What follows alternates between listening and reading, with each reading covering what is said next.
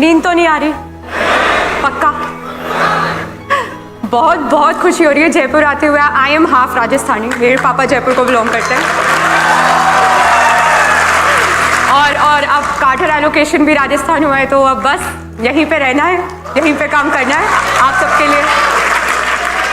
तो I think Athar sir ने बहुत मोटिवेट किया, उसके पहले Chandramohan sir, Vipin sir and Sarneet ma'am. Civil services हम जब भी सोचते हैं तो बहुत सारी चीजें, अच्छा लाल बत्ती, अच्छा रुतबा है, अरे वाह, इतनी रिस्पेक्ट मिलेगी, एक ग्लैमर भी है,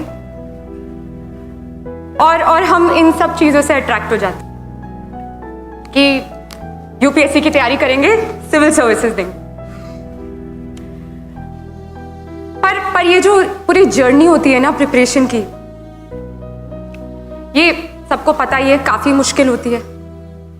और फिर अगर इन्हीं चीजों से मन भरता है तो 5-10 दिन बाद ये सब चीजें आपको मोटिवेट ही नहीं करेंगी, और फिर आप क्या सोचेंगे, जब रोज पढ़ना पड़ेगा 10-10 घंटे, हमसे नहीं हो पाएगा। वैसे काफी सारे लोग प्रिपरेशन कर रहे होंगे already. How many of you feel हमसे नहीं हो पाएगा? ये फीलिंग आती किस किस को है? अरे सच बताओ, किस किस को लगता है कि हर दूसरे तीसरे दिन ऐसे ख्याल आता है, नहीं हो पाएगा, बहुत मुश्किल है, हमसे नहीं हो पाएगा? नहीं, ये सच बता रही हूँ, ये सबको लगता है, ये मुझे हर दूसरे तीसरे दिन लगता था। Everybody feels this way.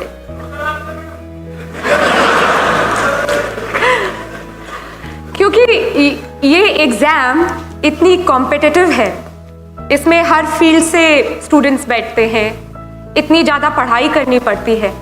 ये वाजिब है कि आपको हर दूसरे तीसरे दिन लगेगा कि बहुत मुश्किल। तो हर दिन अपने आप को कैसे मोटिवेट करें, कैसे अपने आप को याद दिलाते रहें कि नहीं, सिविल सर्विसेज करनी है, मुझे आज 9-10 घंटे पढ़ना है, कैसे अपने आप को पुश करते रहें।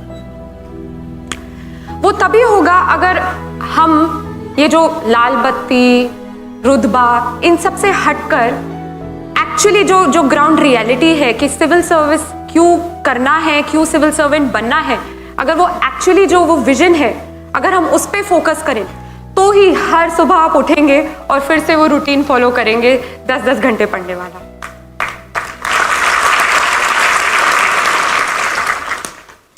हम रोज अखबार पढ़ते हैं, सिविल सर्विस एस्पिरेंट्स तो पढ़ते हैं अखबार। कितने लोग अखबार पढ़ते हैं अच्छे से एज इन 2 घंटे लगा के अंडरलाइन करके?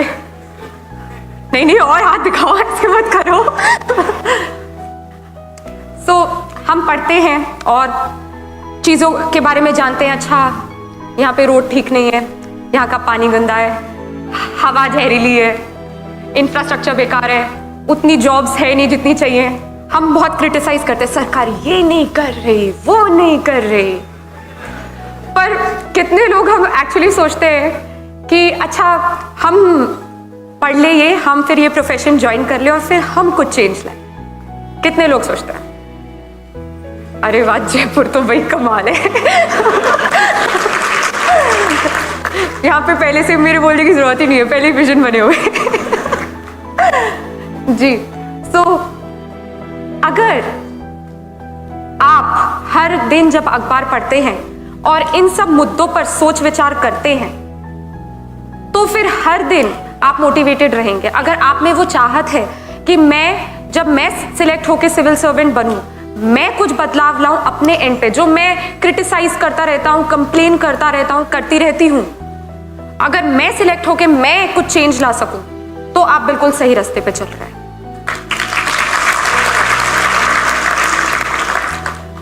मैं आपके साथ एक इंसिडेंट शेयर करूंगी। मैं रिसेंटली हैदराबाद में थी। वहां पे I met a lady officer. She has also got selected along with me this time. उनकी स्टोरी एक्चुअली बहुत हार्ट टचिंग थी, इट टच्ड माई हार्ट। तो इनकी शादी बहुत जल्दी कर दी गई, और इवन शादी के पहले जब ये अपने पेरेंट्स के साथ रहती थी, तो इनके साथ बहुत डिस्क्रिमिनेशन हुआ, इनके भाइयों को ज़्यादा एजुकेशनल अपॉर्चुनिटीज़ मिली और इनको एकदम, जैसे वो मुझे बता रही थी कि इनको कुछ नहीं समझा। फिर इनकी शादी करा दी गई। शादी करा दी गई तो हस्बैंड ने कुछ नहीं समझा, इन लॉज ने कुछ नहीं समझा। उनका बहुत मन था कि वो सिविल सर्विसेज एग्जाम दें, पर कोई सपोर्ट ही नहीं था। यहाँ पे हम बात करते हैं काफ़ी लोगों की कि चलो हालात ठीक नहीं थे बट फैमिली सपोर्ट था, कोई ना कोई था तो गाइड करता रहा, सपोर्ट करता रहा और इसलिए सक्सेस मिल गई। ये एक ऐसी कहानी है जहाँ सर्कमस्टेंसेस भी फाइनेंशियल इतने अच्छे नहीं थे और कोई सपोर्ट ही नहीं था, और इनका बहुत मन था कि सिविल सर्विसेज करना है, तो कैसे भी लड़ झगड़ के फर्स्ट अटेम्प्ट दिया, नहीं हुआ।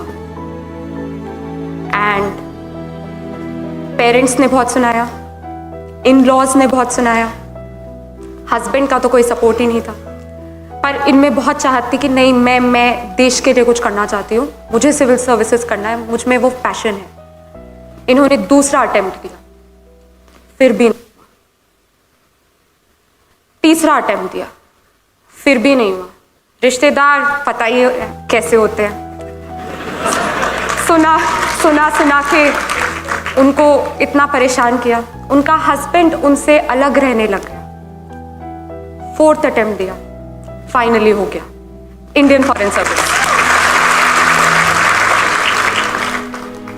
एंड हम इस फायर, इस पैशन की बात कर रहे हैं जो चाहिए इस एग्जाम को क्लियर करने के लिए। इतनी इतनी इतनी इतनी हिम्मत चाहिए कि चाहे कोई भी ऑड हो, कोई भी कठिनाई हो, कोई भी डिफिकल्टी हो, आप कर सकते हैं। देखिए, ना ही वो कोई रईस खानदान से थी और फैमिली सपोर्ट नहीं था, हस्बैंड आपसे अलग रहने लग गया। सोचे किस परिस्थिति में थी, और चौथे अटेम्प्ट में।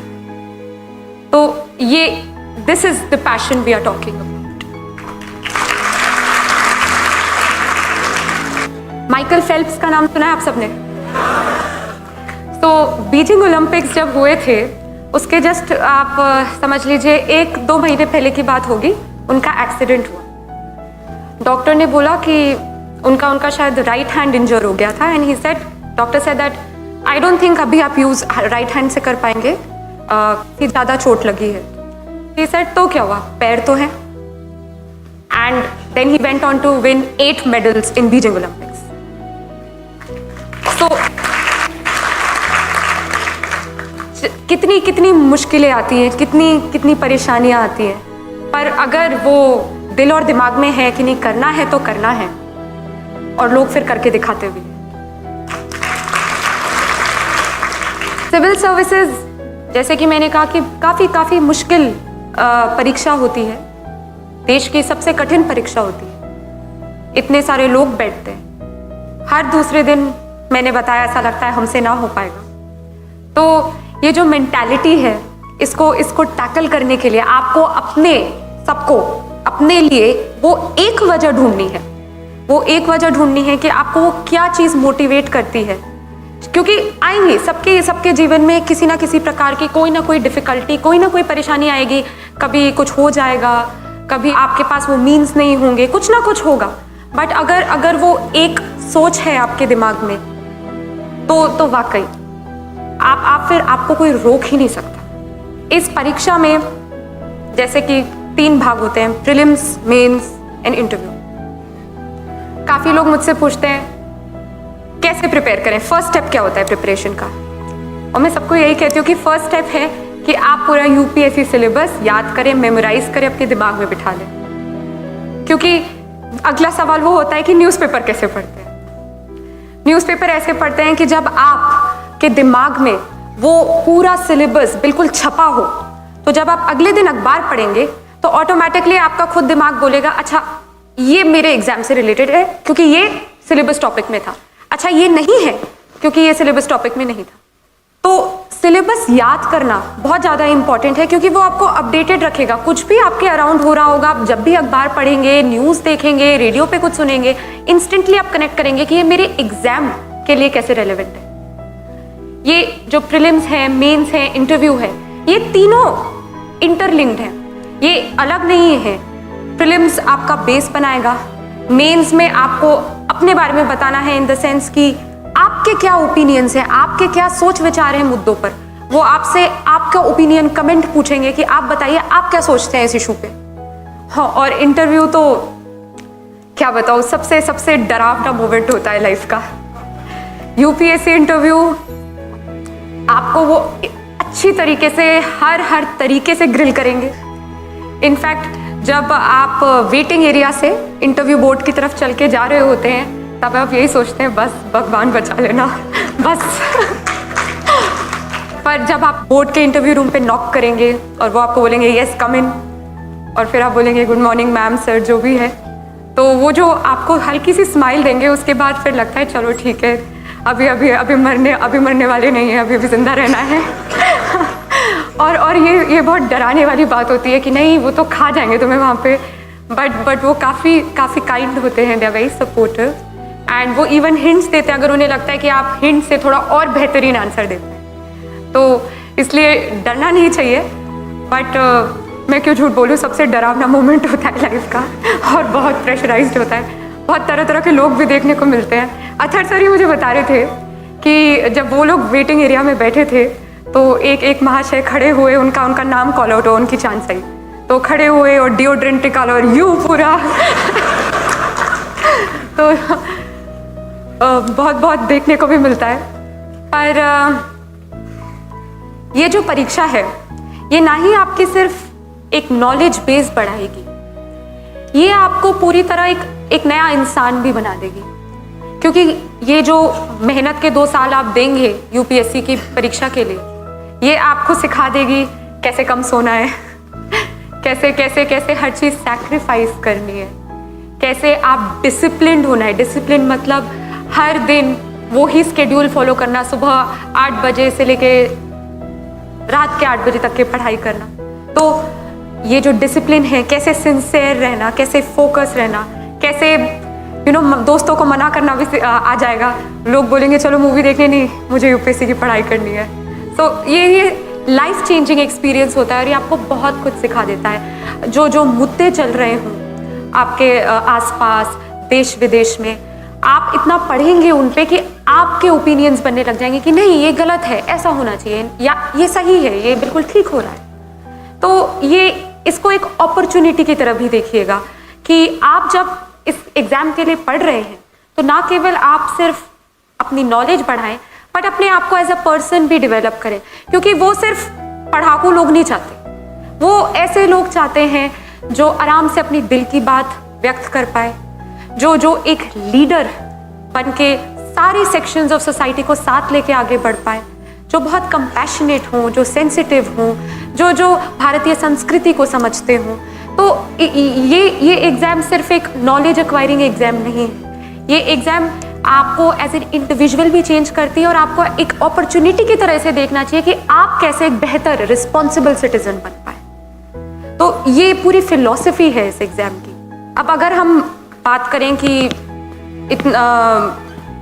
इस एग्ज़ाम में इतना डर लगता है, इतनी कंपटीशन है, हाँ है, बट अगर आप में वो सोच है, आप रेडी हैं कि नहीं मैं कल अगर मुझे कोई बर्थडे पार्टी में इनवाइट करे और मैं बना करके फिर भी पढ़ सकता हूँ, आप में वो सैक्रिफाइसिंग एबिलिटी आ गई है, तो फिर सीरियसली इस एग्ज़ाम में और कुछ चाहिए ही नहीं। इस एग्ज़ाम में चाहिए एक हार्ड वर्क, डेडिकेशन, सिंसेरिटी और आई थिंक सबसे ज़्यादा एक हैप्पी आउटलुक, एक पॉजिटिव आउटलुक।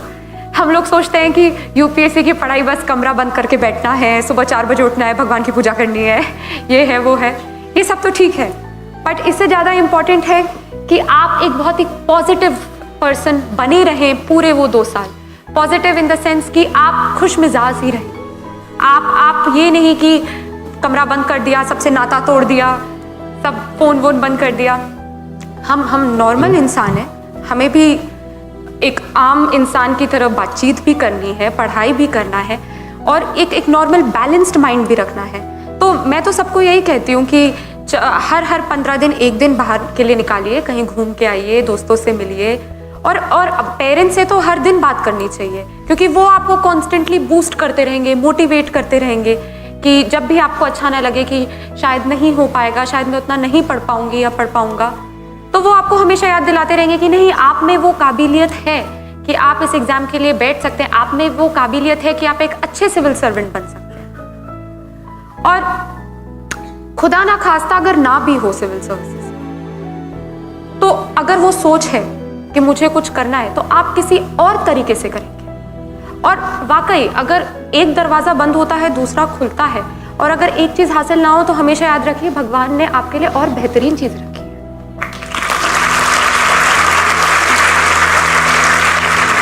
तो यूपीएससी की पढ़ाई ऐसे करें कि जब आपका अगले साल सिलेक्शन हो तो आप बोले, इतनी शिद्दत से तुम्हें पाने की कोशिश की, इतनी शिद्दत से तुम्हें पाने की कोशिश की कि हर जर्रे ने तुमसे मिलाने की साजिश की।